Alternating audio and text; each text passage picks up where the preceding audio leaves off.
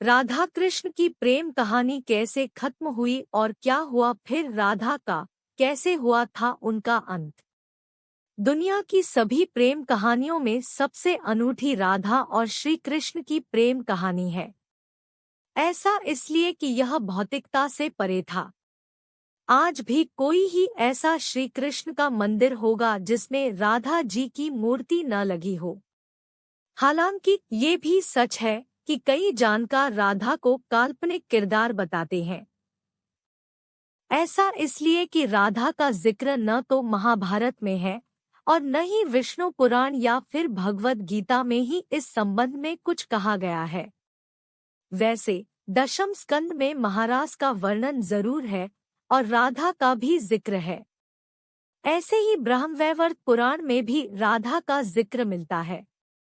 कुछ जगहों पर ऐसा भी जिक्र मिलता है कि कृष्ण की 64 कलाएं ही उनकी गोपियां थीं और राधा उनकी महाशक्ति थी।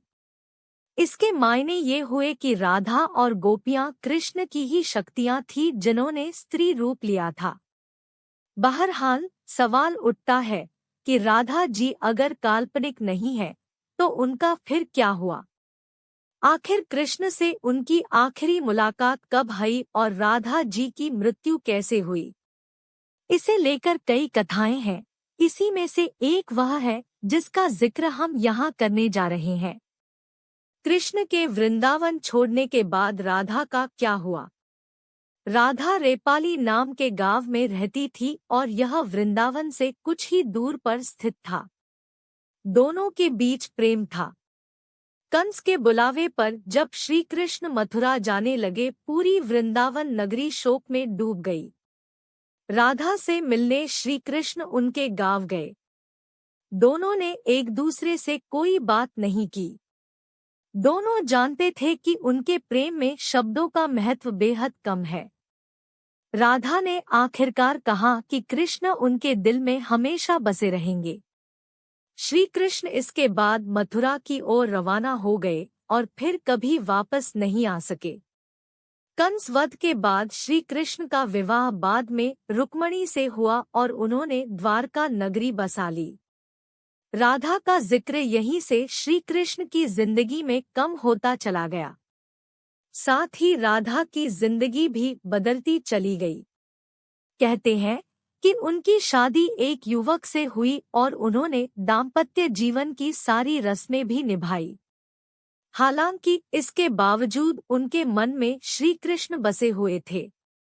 जीवन के आखिरी लम्हों में फिर कृष्ण से मिली थी राधा। कई वर्षों के बाद राधा जब बूढ़ी और कमजोर हो गई तो उन्होंने आखिरी बार श्री कृष्ण से मिलने का फैसला किया। अपनी पारिवारिक जिम्मेदारियों को पूरा कर राधा द्वारका की ओर रवाना हो गई।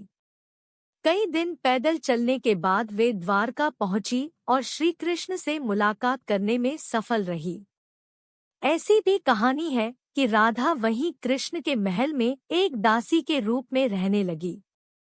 वहां मौजूद किसी को भी इनके बारे में जानकारी नहीं थी।